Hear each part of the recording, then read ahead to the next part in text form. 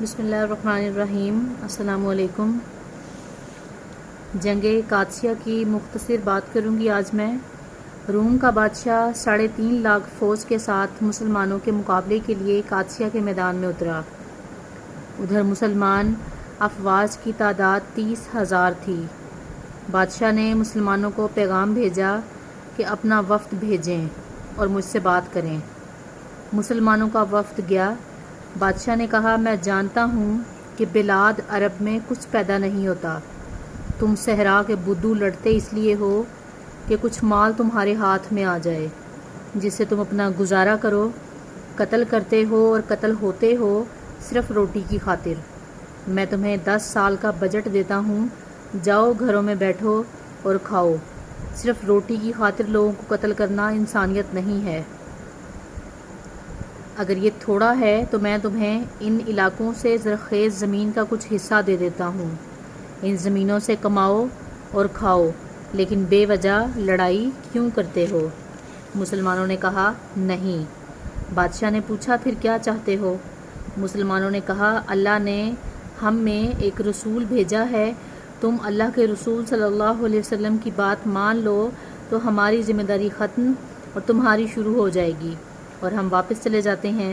اگر تم اسلام قبول نہیں کرتے تو زمین کو اللہ نے مسجد بنا دیا ہے، اب زمین پر انسانوں کے بنائے ہوئے قانون نہیں چلیں گے بلکہ صرف اللہ کا بنایا ہوا قانون انسانوں پر نافذ ہوگا۔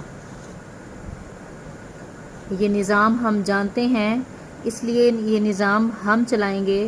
ہمارے جو بندے تمہاری سلطنت میں کام کریں گے ان کو تم معاوضہ دو گے جسے ہم جزیہ کہتے ہیں۔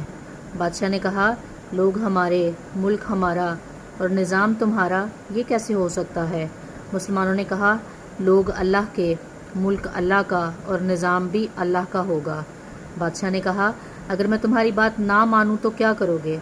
مسلمانوں نے کہا، کسی دلیل کی ضرورت نہیں، تلوار میدان میں فیصلہ کرے گی۔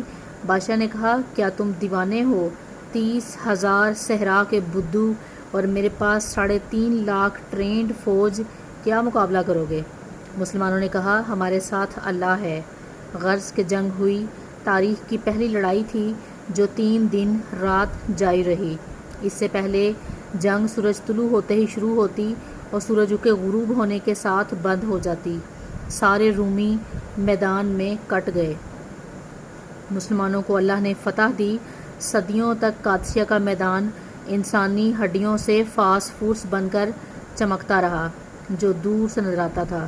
اس جنگ میں ہمیں اسلام کی مکمل تعریف ملی کہ اسلام صرف عبادات کا نام نہیں بلکہ نظام حیات کا نام ہے، اور قرآن کریم نے حکم دیا ہے کہ جہاد کرتے رہو اس وقت تک جب تک ساری دنیا، ساری زمین سے فتنہ فساد ختم نہ ہو جائے اور اللہ کا سارا دین قائم نہ ہو جائے۔ اس لیے مسلمان غیر مسلم ریاستوں کا نظام چلاتے تھے اور ان سے جزیہ لیتے تھے، اور بعض غیر مسلم ریاستوں نے اپنا دفاعی نظام بھی مسلمانوں کے سپرد کر دیا تھا، اور اگر مسلمان جہاد میں زیادہ مصروف ہو جاتے تو لیا ہوا جزیہ واپس کر دیتے تھے اور بتا دیتے تھے اس وقت ہم دوسری طرف جہاد میں مصروف ہیں۔ قول کے اور عہد کے سچے اور کھرے مسلمان تھے۔ اللہ تعالی ہم سب کو ان کے نقش قدم پر چلنے کی توفیق عطا فرمائے۔